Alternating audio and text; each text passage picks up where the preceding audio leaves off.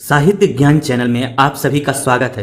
जिन छात्रों ने अभी तक चैनल को सब्सक्राइब नहीं किया है वे सब्सक्राइब कर लें और बेल आइकन को प्रेस कर लें, जिससे चैनल से जुड़ी हुई सूचनाएं आपको समय से मिलती रहें। प्यारे छात्रों, आज मैं आपको चिड़िया की बच्ची चैप्टर पढ़ाऊंगा।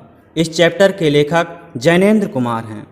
जैनेंद्र कुमार ने इस कहानी में बताया है कि हर प्राणी को धन, दौलत, सांसारिक सुख सुविधाओं की अपेक्षा अपनी आज़ादी और माता पिता का स्नेह अधिक प्यारा है। दूसरी ओर हम देखते हैं कि मनुष्य अपने दिल को बहलाने के लिए, मन को बहलाने के लिए छोटे छोटे पक्षियों को लालच दे करके क्या करते हैं, कैद कर लेते हैं, जो कि ठीक नहीं है। लेकिन धन दौलत, आपकी शोहरत का प्रभाव इन पक्षियों पर नहीं पड़ता है।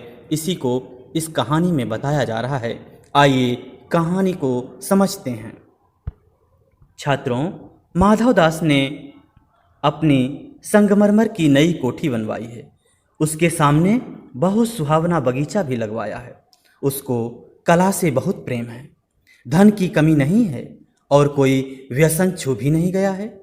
सुंदर अभिरुचि के आदमी हैं। फूल पौधे, रकाबियों से हौजों में भरे फव्वारों में उछलता हुआ पानी उन्हें बहुत अच्छा लगता है। समय भी उनके पास काफ़ी है। शाम को जब दिन की गर्मी ढल जाती है और आसमान कई रंग का हो जाता है, तब कोठी के बाहर चबूतरे पर तख्त डलवाकर मसनद के सहारे वह गलीचे पर बैठते हैं और प्रकृति की छटा को निहारते हैं। छात्रों, यहाँ तक पहले हम लोग समझ लेते हैं, उसके बाद आगे चलते हैं। माधव दास एक बहुत बड़े सेठ हैं, जिन्होंने एक नई कोठी मतलब बहुत बड़ा मकान बनवाया है। वो किसका बना हुआ है? संगमरमर का बना हुआ है, सफ़ेद पत्थर का बना हुआ है, जो सफ़ेद चिकना पत्थर होता है उसका बना हुआ है। उसके सामने उन्होंने क्या है, एक बहुत ही सुहावना मतलब होता है, सुहावना मतलब होता है मन को भाने वाला, तो मन को भाने वाला एक उन्होंने बगीचा लगवाया है, पार्क बनवाया है और इस पार्क में ही वो बैठा करते हैं। उनको कला से बहुत प्रेम है। कहते हैं कि वो कला प्रेमी हैं, उनको कला से बहुत ही लगाव है। धन की उनके पास कोई कमी नहीं है, कोई भी उनको ऐसी बुरी संगत भी नहीं है, बुरी आदतें भी नहीं हैं। व्यसन मतलब होता है बुरी आदतें, तो वो उनके पास तो धन की कोई कमी नहीं है और किसी भी प्रकार की बुरी संगत भी नहीं है, बुरी आदत भी नहीं है। सुंदर अभिरुचि के आदमी हैं, मतलब उनकी अच्छी दिलचस्पी रखते हैं। अभिरुचि मतलब दिलचस्पी, तो बहुत ही अच्छी चीज़ों में दिलचस्पी रखते हैं। उनके जो पार्क है उसमें फूल पौधे, रकाबियों से सजे हौजे में लगे फव्वारे, तो बता रहे हैं कि रकाबियों मतलब होता है तस्तरी नुमा, जैसे प्लेट होती है इसी प्रकार से फव्वारे जो लगाए जाते हैं, हौजों में लगाए जाते हैं, जो हौजों में फव्वारे लगाए जाते हैं वो बिल्कुल तस्तरी नुमा है और उसमें क्या है, पानी उछलता है। फव्वारा जहाँ पर देखे होंगे कभी आप लोग, चौराहों पर फव्वारे बने रहते हैं, बीच से पानी उछलता है और फिर से पानी नीचे गिरता है। तो यही जो फव्वारे से उछलता हुआ पानी है उनको बहुत ही अच्छा लगता है। समय भी उनके पास बहुत है, कॉफ़ी मैंने बहुत ज़्यादा है। शाम जब ढल जाती है तो वो क्या करते हैं, यहीं पर आकर के रहते हैं। आसमान का रंग नीला हो जाता है तब वो कोठी के बाहर क्या करते हैं, तख्त डलवा करके, जो लकड़ी का बना हुआ तख्त होता है, तख्त को डलवा करके उस पर क्या करते हैं, विराजमान होते हैं, बैठते हैं। और मसनद जो एक प्रकार का पिल्लो होता है, गोला सा देखे होंगे घरों में मसनद लगाते हैं, तो वही मसनद वो लगा करके वहाँ पर बैठा करते हैं और प्रकृति को की छटा को देखते हैं, प्राकृतिक सुषमा को, प्रकृति को देखते हैं।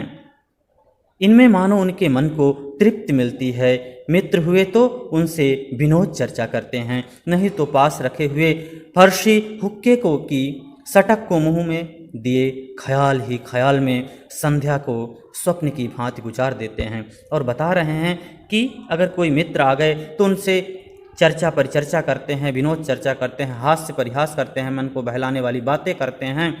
और अगर कोई नहीं आया तो क्या करते हैं, हुक्का जो पीते हैं, देखे होंगे कि गांवों में या यहाँ पर भी शहर में आप देखते होंगे कुछ जो पुराने समय के लोग हैं हुक्के का प्रयोग करते हैं, उसमें सुरती डाल करके उसको जलाते हैं और उससे हुक्का पीते हैं।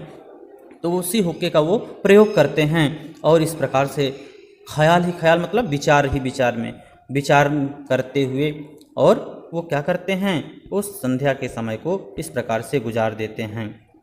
आज कुछ कुछ बादल थे, घटा गहरी नहीं थी, धूप का प्रकाश उनमें से छन छन कर आ रहा था। माधवदास मसनद के सहारे बैठे थे। उन्हें जिंदगी में क्या स्वाद नहीं मिला है, पर जी भरकर भी कुछ खाली सा रहता है। कहते हैं कि आज थोड़ा सा मौसम ऐसा था कि आकाश में बादल छाए हुए थे, घटा लेकिन इतनी गहरी भी नहीं थी कि पानी बरसने वाला हो। और इन जब बादलों के बीच से क्या हो रहा है, जो सूर्य का प्रकाश है वो बहुत ही छन करके आ रहा है, मतलब बहुत ही मध्यम आ रहा है। इसलिए पार्क में क्या है, एक तरह से छाया बनी हुई है, प्रकाश भी ज़्यादा नहीं है, धूप भी ज़्यादा नहीं है।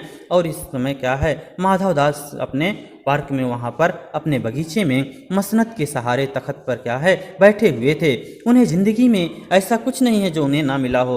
उनकी ज़िंदगी में हर सुख सुविधाएं हैं, क्योंकि उनके पास पैसे धन संपत्ति की कोई कमी नहीं है।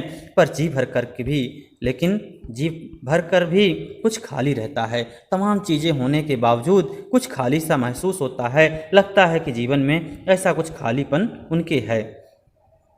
उस दिन संध्या समय उनके देखते देखते सामने की गुलाब की डाली पर एक चिड़िया आन बैठी। चिड़िया बहुत सुंदर थी, उसकी गर्दन लाल थी और गुलाबी होते होते किनारों पर जरा जरा नीली पड़ गई थी। पंख ऊपर से चमकदार स्याह थे। उसका नन्हा सा सिर तो बहुत प्यारा लगता था और शरीर पर चित्र विचित्र चित्रकारी थी। चिड़िया को मानो माधवदास की सत्ता का कुछ पता नहीं था और मानो तनिक देर का आराम भी उसे नहीं चाहिए था। कभी पर हिलाती थी, कभी फुदकती थी। वह खूब खुश मालूम होती थी।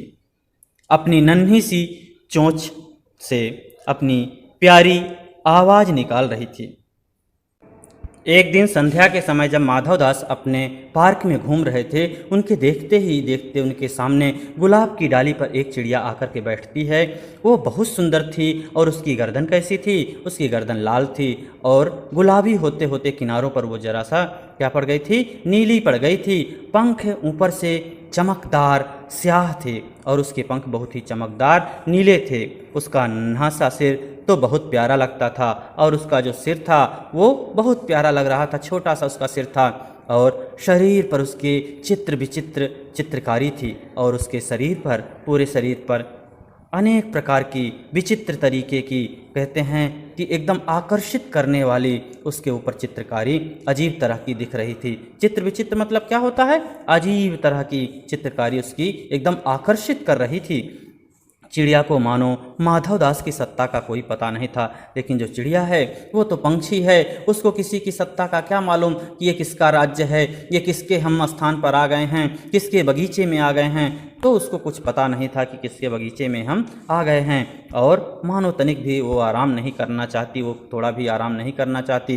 कभी वो अपने पर हिलाती है, पर मतलब पंख होते हैं, कभी अपने पंखों को हिलाती है, कभी फुदकती है। बहुत ही खुश मालूम हो रही थी। अपनी नन्ही सी चोंच से वो प्यारी प्यारी आवाज़ निकाल रही थी। बहुत अच्छी अच्छी आवाज़ें वो अपने छोटी सी चोंच से निकाल रही थी। नन्ही मतलब छोटी सी चोंच से वो बहुत ही सुंदर सुंदर आवाज़ें निकाल रही थी। माधवदास को वह चिड़िया बड़ी मनमानी लगी।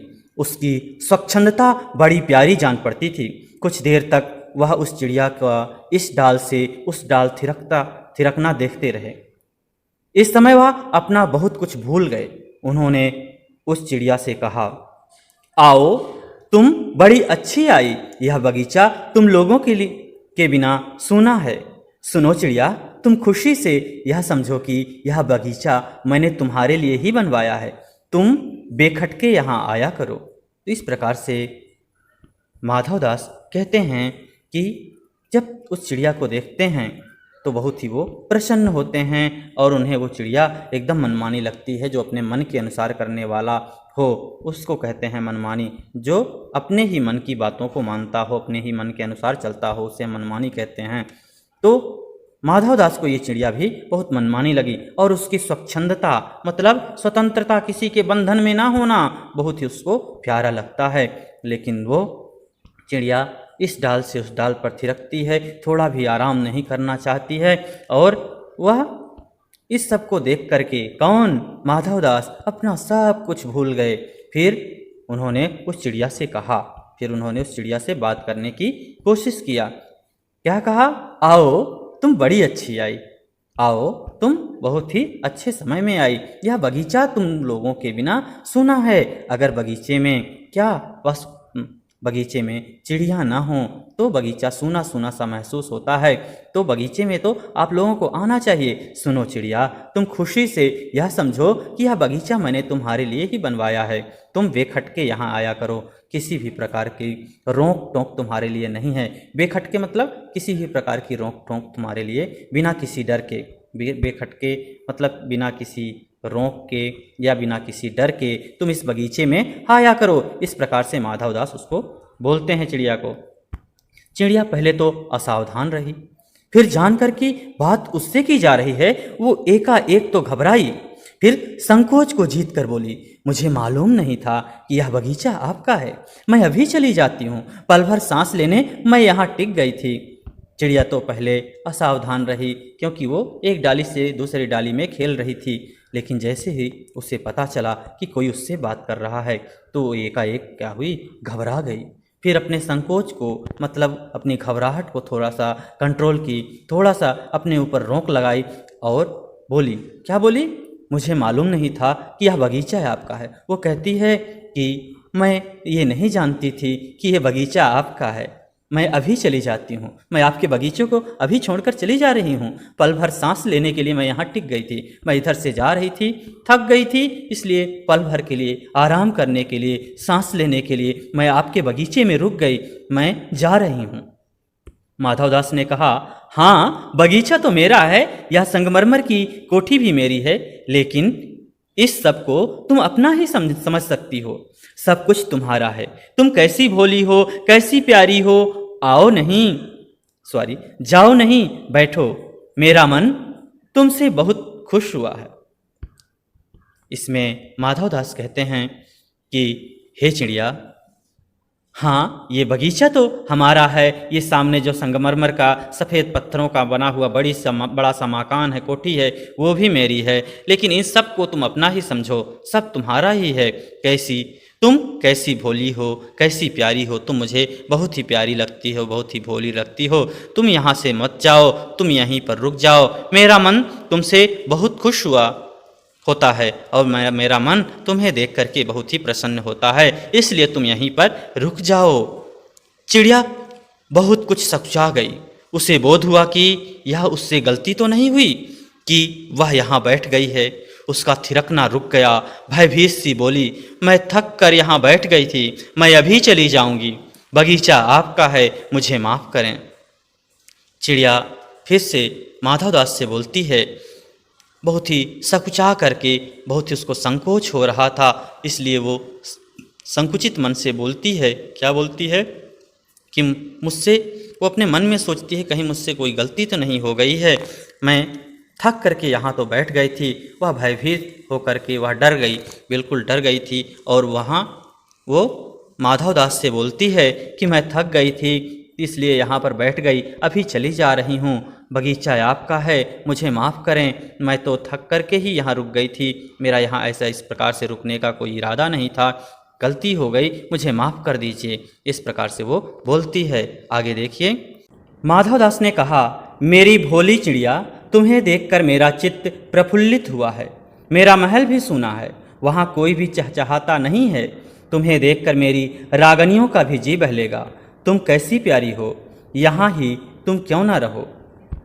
माधवदास चिड़िया से कहता है कि हे भोली चिड़िया, तुम्हें देखकर मेरा मन बहुत ही प्रसन्न होता है। तुम्हें देखकर मैं बहुत ही प्रसन्न हूँ। इसलिए देखो, मेरा जो ये महल है वो भी एकदम सूना सूना है, वहाँ भी कोई चहल पहल नहीं है, वहाँ कोई भी चहचहाता नहीं, इस प्रकार से कोई वहाँ से आवाज़ नहीं आती है। तुम्हें देखकर मेरी रागनियों का भी जी बहलेगा और तुम्हें देख करके जो हमारे यहाँ लोग रह रहे हैं उनका भी जी बहलेगा, उनको भी प्रसन्नता होगी। और तुम बहुत ही प्यारी हो, क्यों ना तुम यहीं पर रुक जाओ, क्यों ना तुम हमारे पास ही रहो। चिड़िया बोली, मैं माँ के पास जा रही हूँ, सूरज की धूप खाने और हवा से खेलने और फूलों से बात करने। मैं जरा घर से उड़ आई थी, अब सांझ हो गई है, और माँ के पास जा रही हूँ। अभी अभी मैं चली जा रही हूँ, आप सोच ना करें। आप अब चिड़िया बोलती है कि मैं माँ के पास जा रही हूँ, मैं अपनी माता के पास जा रही हूँ। मैं सूरज की धूप खाने और हवा में खेलने और फूलों से बात करने में घर से थोड़ा निकल आई थी। मैं निकली थी कि सूरज की थोड़ा सा धूप खाऊंगी, हवा में खेलूंगी और फूलों से बात करूंगी, इसलिए मैं बाहर निकली थी। अब तो सांझ हो गई है, शाम हो रही है, इसलिए मैं अपनी माता के पास जा रही हूँ। अभी मैं चली जा रही हूँ, आप चिंता ना करें, सोच ना करें, मतलब आप चिंता ना करें, आप परेशान ना हों, मैं अभी यहाँ से चली जाती हूँ। माधव दास ने कहा, प्यारी चिड़िया पगली मत बनो, देखो तुम्हारे चारों तरफ कैसी बहार है, देखो वह पानी खेल रहा है, उधर गुलाब हंस रहा है, भीतर महल में चलो, जाने क्या क्या ना पाओगी। मेरा दिल वीरान है, वहाँ कब हंसी सुनने को मिलती है। मेरे पास बहुत सा सोना मोती है, सोने का एक सुंदर घर मैं तुम्हें बना दूंगा, मोतियों की झालर उसमें लटकेगी। तुम मुझे खुश रखना, मैं तुम्हें क्या चाहिए और तुम्हें क्या चाहिए, माँ के पास बताओ क्या है, तुम यहाँ ही खुश से रहो मेरी भोली गुड़िया। इस प्रकार से माधव दास क्या करता है, उसको रिझाने का प्रयास करता है, चिड़िया को रिझा करके रोकने का प्रयास करता है। वो बोलता है, प्यारी चिड़िया पगली मत बनो, पागल मत बनो, तुम देखो कितनी यहाँ पर अच्छी बहार है, अपने चारों तरफ देखो फूल पत्ती सब कुछ खिले हुए हैं, कितना सुंदर लग रहा है। उधर देखो पानी फव्वारे से गिर रहा है, पानी मतलब खेल रहा है, फव्वारे से गिर रहा है। उधर देखो गुलाब हंस रहा है, गुलाब के कितने अच्छे फूल खिले हुए हैं। भीतर महल में चलो, जाने क्या क्या नहीं पाओगी, वहाँ तो हर चीज़ तुम्हें मिल जाएगी। मेरा दिल वीरान है, वीरान मतलब होता है अकेलापन, उदास होना।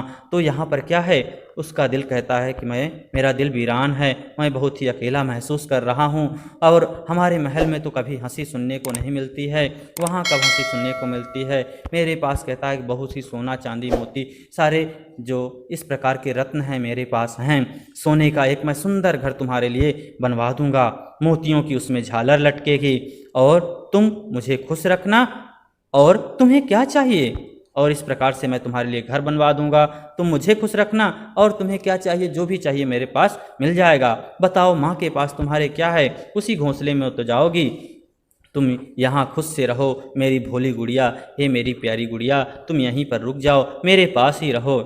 चिड़िया इन बातों से बहुत डर गई। वह बोली, मैं भटक कर तनिक आराम के लिए इस डाली पर रुक गई थी, अब भूलकर भी ऐसी गलती नहीं होगी, मैं अभी यहाँ से उड़ी जा रही हूँ। तुम्हारी बातें मेरी समझ में नहीं आती हैं, मेरी माँ के घोंसले के बाहर बहुत तेरी सुनहरी धूप बिखरी रहती है, मुझे और क्या करना है। 2 दाने माँ ला देती है, और जब मैं पर खोलने बाहर जाती हूँ तो माँ मेरी बाट देखती रहती है। मुझे तुम और कुछ मत समझो, मैं अपनी माँ की हूँ। इस प्रकार से चिड़िया बोलती है। छात्रों, इस पैराग्राफ को समझ लेते हैं। यहाँ पर देखिए, चिड़िया माधव दास की इन बातों को सुन करके जब वो कहता है, रुकने की बात करता है, वो बहुत डर जाती है, और वो बोलती है कि मैं भटक करके इस डाली पर रुक गई थी, मैं मुझसे गलती हो गई, अब मैं ऐसी गलती नहीं करूँगी, अब मैं दोबारा ऐसी गलती नहीं करूँगी, अभी मैं यहाँ से उड़ी जा रही हूँ, मैं यहाँ से अभी चली जा रही हूँ, और जो तुम बातें कर रहे हो, तुम्हारी बातें मेरी समझ में नहीं आ रही हैं। मेरी माँ घोंसले के बाहर, मेरी माँ के घोंसले के बाहर बहुत ही सुनहरी धूप खिलती है, बिखरती है, वहाँ पर धूप आ जाती है, और मुझे क्या चाहिए, 2 दाने माँ ला देती है, मैं उसको खा करके तृप्त हो जाती हूँ, मैं संतुष्ट हो जाती हूँ। और जब मैं पर खोलने अर्थात अपने पंख खोलने के लिए जब मैं बाहर उड़ती हूँ, निकलती हूँ, तो मेरी माँ क्या करती है, मेरी बाट जो होती रहती है, बाट जो होना मतलब इंतज़ार करना, मेरी माँ मेरी इंतज़ार करती रहती है कि कब बेटी लौट करके आएगी। मुझे तुम और कुछ मत समझो, मैं अपनी माँ की हूँ, और तुम कुछ मुझसे आशा मत करो कि मैं तुम्हारे पास रुक जाऊंगी, मैं अपनी माँ की बेटी हूँ, और मैं वहाँ पर ही चली जाऊंगी। माधव दास ने कहा, भोली चिड़िया तुम कहाँ रहती हो, मुझे नहीं जानती। माधव दास कहता है, हे भोली चिड़िया तुम कहाँ रहती हो, तुम मुझे नहीं जानती। चिड़िया बोलती है, मैं माँ को जानती हूँ, चिड़िया क्या कहती है? मैं माँ को जानती हूँ, भाई को जानती हूँ, सूरज को और उसकी धूप को जानती हूँ, घास पानी और फूलों को जानती हूँ। महामान्य, तुम कौन हो? मैं तुम्हें नहीं जानती ही। इस प्रकार से चिड़िया बोलती है। छात्रों, चिड़िया कहती है कि मैं अपनी माँ को जानती हूँ, भाई को जानती हूँ, सूरज को जानती हूँ और सूरज की धूप को जानती हूँ, घास पानी फूलों सबको जानती हूँ। महामान्य जी, हे मान्यवर, मैं आपको लेकिन नहीं जानती हूँ। आप कौन हैं? आप अपने बारे में बताएं।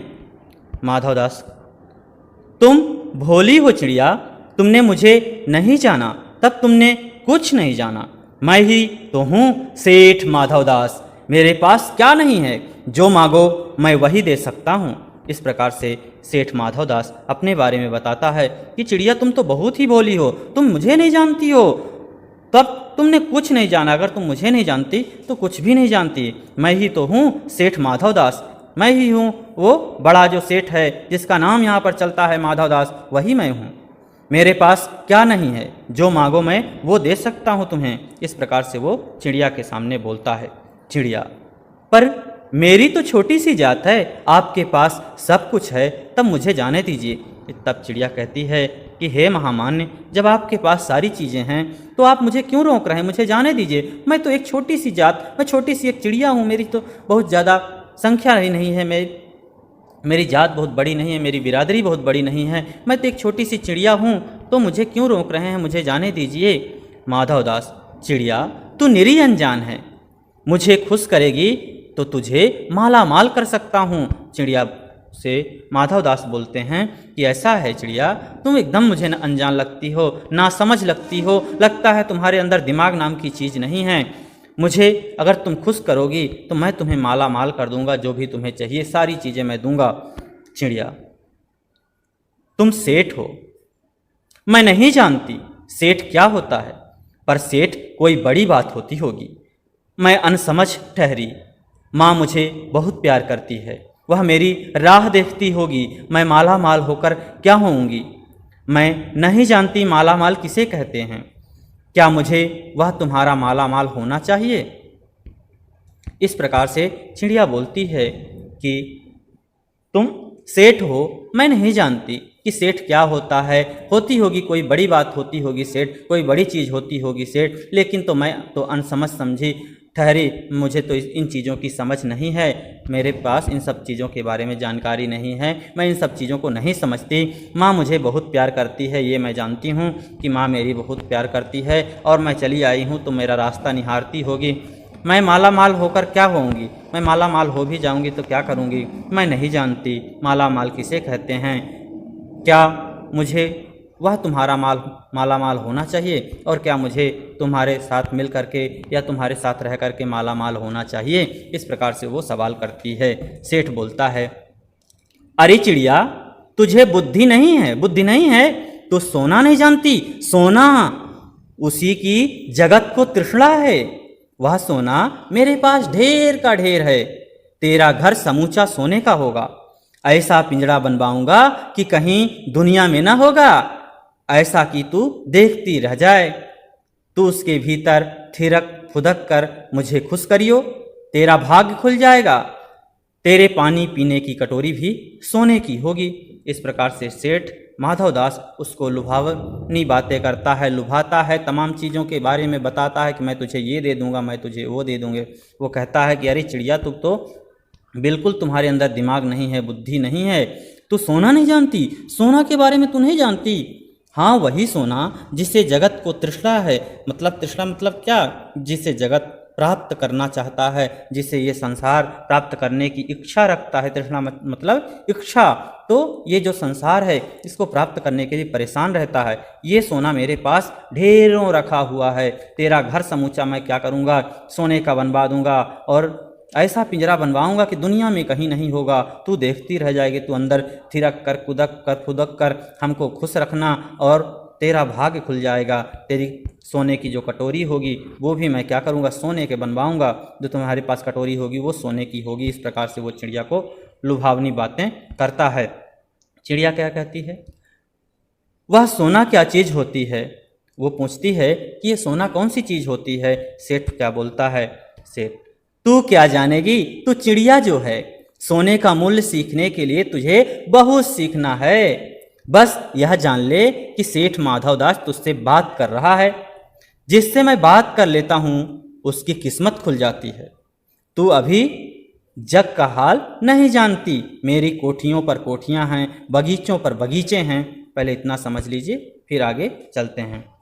तो माधवदास अपनी ही बड़ाई करता चला जा रहा है, जिसका प्रभाव चिड़िया पर नहीं पड़ रहा है, क्योंकि पशु पक्षी धन दौलत संपदा से उनका लगाव नहीं होता है। अब देखिए वो क्या कहता है कि तू क्या जानेगी, तू तो एक चिड़िया है, सोने का मूल्य क्या समझेगी तू इसको नहीं समझ सकती। इसको समझने के लिए तुझे बहुत कुछ सीखना होगा।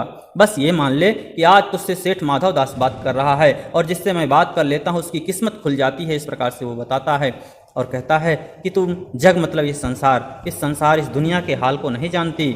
और मेरे पास तो जानती हो, कोठियों पर कोठी, एक एक से बड़े मकान हैं, और बगीचों पर बगीचे हैं, मतलब बहुत से बगीचे मेरे पास हैं। दास दासियों की संख्या नहीं है, पर तुझसे मेरा चित्त प्रसन्न हुआ है। ऐसा वरदान कब किसी को मिलता है री चिड़िया, तो इस बात को समझती क्यों नहीं। वो कहता है कि मेरे पास दास दासियों की कोई कमी नहीं है, हर चीज़ मेरे पास है, धन दौलत सब कुछ है, लेकिन तुमने मेरा क्या किया है, चित्त मतलब मन प्रसन्न किया है।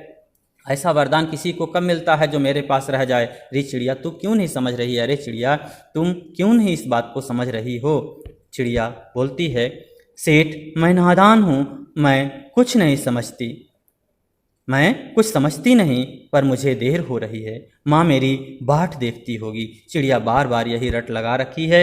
वो कहती है कि मैं नादान हूँ, मैं इन तमाम चीज़ों को नहीं जानती, लेकिन मैं एक ही चीज़ समझ रही हूँ कि मुझे देर हो रही है, मुझे जाना चाहिए। मेरी माँ मेरा रास्ता देख रही होगी, बाट मतलब रास्ता, मेरी माँ मेरी राह देख रही होगी। सेठ फिर से सेठ बोलता है, सेठ ठहर ठहर, इस अपने पास के फूल को तूने देखा, यह एक है, ऐसे अनगिनती फूल हैं, ऐसे अनगिनती फूल मेरे बगीचे में हैं। वे भांति भांति के रंग के हैं, तरह तरह की इनकी खुशबू है।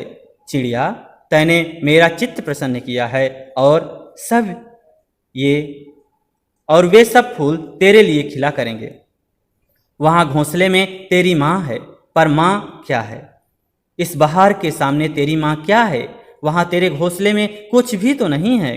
तू अपने को नहीं देखती, कैसी सुंदर तेरी गर्दन है, कैसी रंगीन तेरी देह है। तू अपने मूल्य को क्यों नहीं देखती। मैं तुझे सोने से मढ़कर तेरे मूल्य को चमका दूंगा। तैने मेरे चित्त को प्रसन्न किया है, तू मत जा, यहीं रह। इस प्रकार से सेठ चिड़िया को रिझाने का प्रयास करता है, उसको रोकने का प्रयास करता है, और कहता है कि चिड़िया ठहर जा, रुक जा, अभी मत जा, अपने बगल के फूल को देख, कितना सुंदर फूल है। इस प्रकार से बहुत से फूल, अनगिनती मतलब बहुत से फूल हमारे बगीचे में हैं। अनगिनती मतलब बहुत से फूल वो हमारे बगीचे में है। ऐसे अनगिनती फूल बगीचे में मेरे भरे पड़े हैं। वे भांति भांति के रंग के हैं, वे अलग अलग रंग के हैं, और उनकी खुशबू भी अलग अलग है, तरह तरह की उनकी खुशबू है। और वो कहता है, चिड़िया तुमने मेरे मन को प्रसन्न किया है, वे सब फूल तेरे लिए ही खिला करेंगे। वहाँ घोंसले में क्या रखा है, वहाँ घोंसले में तुम्हारी माँ है, और इस बहार के सामने तुम्हारी माँ क्या है, कुछ नहीं। वहाँ तेरे घोंसले में कुछ भी नहीं है। तू अपने को क्यों नहीं देखती है, कैसी सुंदर तेरी गर्दन है, कैसी रंगीन तेरी देह है, तू कितनी सुंदर है, अपने मूल्य को क्यों नहीं समझती। मैं तुझे सोने से इस प्रकार से लाद दूंगा, सोने से इस प्रकार से मढ़वा दूंगा कि तेरा मूल्य चमक जाएगा, और तू बहुत ही कीमती हो जाएगी, और तू बहुत ही सुंदर लगने लगेगी। मैं तैने मतलब तूने मेरे क्या किया है, चित्त को, मेरे मन को प्रसन्न किया है, तू मत जा, यहीं रह जा। इस प्रकार से सेठ चिड़िया को रोकने का बार बार प्रयास कर रहा है। आगे देखिए चिड़िया क्या कहती है। चिड़िया, सेठ मैं अपने को नहीं जानती, इतना जानती हूँ कि माँ मेरी माँ है, और मुझे यहाँ देर हो रही है। सेठ मुझे रात मत करो, रात में अंधेरा बहुत हो जाता है, और मैं राह भूल जाऊंगी। इस प्रकार से चिड़िया बोलती है कि मैं अपने को नहीं जानती, इतना जानती हूँ, मैं सिर्फ इतना जानती हूँ कि मेरी माँ मेरा रास्ता देख रही होगी, मुझे देर हो रही है। सेठ मुझे रात मत करो, मुझे ज़्यादा देर मत रोको, अंधेरा हो जाएगा तो मैं रास्ता भूल जाती हूँ, मैं रास्ता पहचान नहीं पाती अंधेरे में, इसलिए मुझे जाने दो। सेठ ने कहा, अच्छा चिड़िया जाती हो तो जाओ, पर इस बगीचे को अपना ही समझो, तुम बड़ी सुंदर हो। सेठ इस तरफ एक धोखा देने का उसको प्रयास करता है, एक तरफ तो बातें करता है कि चिड़िया अगर तुमको जाना है तो जाओ और तुम इस बगीचे में ज़रूर वापस आना, इस प्रकार से वो कहता है। वहीं दूसरी तरफ वो क्या करता है, आगे कहानी में देखिए। यह कहने के साथ ही सेठ ने एक बटन दबा दिया। उसके दबाने से दूर कोठी के अंदर आवाज़ हुई, जिसे सुनकर एक दास झटपट भागकर बाहर आया।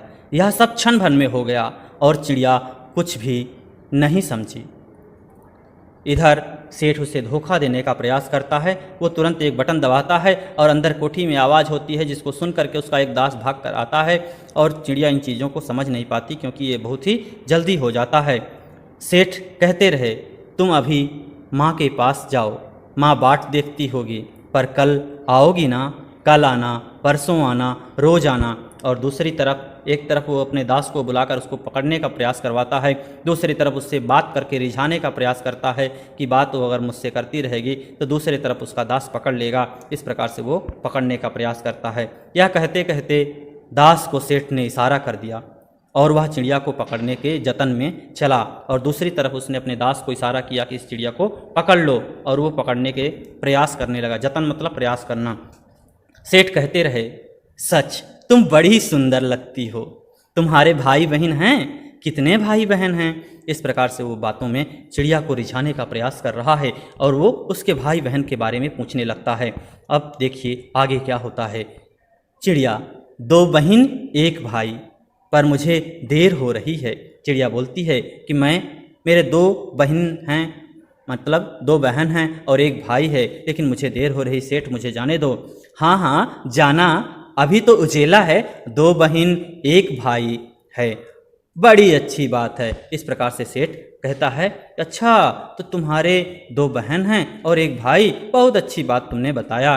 पर चिड़िया के मन के भीतर जाने क्यों चैन नहीं था। वह चौकन्नी होकर चारों ओर देखती थी। उसने कहा, सेठ मुझे देर हो रही है।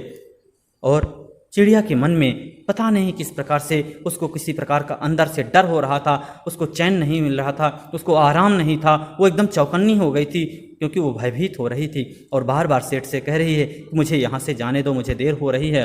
सेठ ने कहा, देर? सेठ ने कहा, देर? अभी कहाँ, अभी उजेला है। मेरी प्यारी चिड़िया, तुम अपने घर का इतने और हाल सुनाओ, भय मत करो। वो कहता है कि अभी तो प्रकाश है, क्यों इतनी जल्दी जाने के लिए परेशान हो? अपने घर के बारे में और कुछ तुम मुझे बताओ। चिड़िया ने कहा, सेठ मुझे डर लगता है, माँ मेरी दूर है, रात हो जाएगी तो राह नहीं सूझेगी। वो बताती है कि सेठ मुझे डर लग रहा है, माँ भी मेरे पास नहीं है और रात हो जाएगी तो मुझे रास्ता नहीं समझ में आएगा। इस प्रकार से वो बोलती है। आगे देखिए क्या होता है। इतने में चिड़िया को बोध हुआ कि जैसे एक कठोर स्पर्श उसके शरीर को, उसके देह को छू गया। वह चीख देकर चिचियाई और एकदम उड़ी। नौकर के फैले हुए पंजे में वह आकर भी नहीं आ सकी। तब वह उड़ती हुई एक सांस में माँ के पास गई और माँ की गोद में गिरकर सुबकने लगी। ओ माँ, ओ माँ। इतने में चिड़िया को इस प्रकार से महसूस हुआ कि लगता है उसके शरीर को, उसके देह को कोई छू रहा है, कोई पकड़ने का प्रयास कर रहा है। और जैसे ही उसको पकड़ने का प्रयास किया, वो बहुत तेज से चीख देकर चिचियाती हुई चिड़िया वो वहाँ से एकदम भाग ली। नौकर के फैले हुए पंजे में आकर के भी वो नहीं आई और एक सांस में ही उड़ते हुए, भागते हुए अपने माँ की गोद में पहुँच जाती है और गिर करके सुबकने लगती है, रोने लगती है। सुबकने लगना मतलब रोने लगना, और माँ ओ माँ करके वो रोने लगती है। आइए आगे देखते हैं कहानी में क्या होता है। माँ ने बच्ची को छाती से चिपटाकर पूछा, क्या है मेरी बच्ची, क्या है? पर बच्ची काँप कर माँ की छाती से और चिपक गई। बोली कुछ नहीं, बस सुबकती रही, ओ माँ, ओ माँ। बड़ी देर में उसे ढांढस बंधा और तब वह पलक मीच उस छाती में ही चिपक कर सोई, जैसे अब पलक न खोलेगी। छात्रों, इस प्रकार से जब चिड़िया की बच्ची को पकड़ने का नौकर प्रयास करता है तो भाग करके अपनी माँ की छाती से चिपक जाती है और उसकी माँ पूछने का प्रयास करती है कि बेटी क्या हुआ, किस कारण से इस प्रकार से परेशान हो। तो वो बताती नहीं है, बल्कि वो रोती रहती है। पर बच्ची एकदम कांपती हुई माँ की छाती से और चिपक जाती है और रोती रहती है, माँ ओ माँ कह के रो रही है। जब उसके ढांढस बंधा तो अपनी पलक मींच कर अर्थात अपनी आँखों को बंद करके वो क्या करती है, माँ की गोदी में ही चिपक करके वो सो जाती है, उसको नींद आ जाती है। इस प्रकार से जैनेंद्र कुमार ने बहुत ही अच्छे से अपनी भावनाओं को चिड़िया के माध्यम से प्रकट किया है और बताने का प्रयास किया है कि जो पशु पक्षी होते हैं, इस प्रकार के पशु पक्षियों को कहीं भी पिंजरे में बंद करके नहीं रखना चाहिए। वो भी स्वतंत्र रहना चाहते हैं, वो भी खुले आसमान में उड़ना चाहते हैं और अपने से ही सारी चीज़ों को ढूंढ करके खाना चाहते हैं। छात्रों, आज का चैप्टर ये यहीं पर समाप्त होता है। आप चैनल को सब्सक्राइब करें, वीडियो को लाइक करें और अपने साथियों के बीच में शेयर करें। धन्यवाद।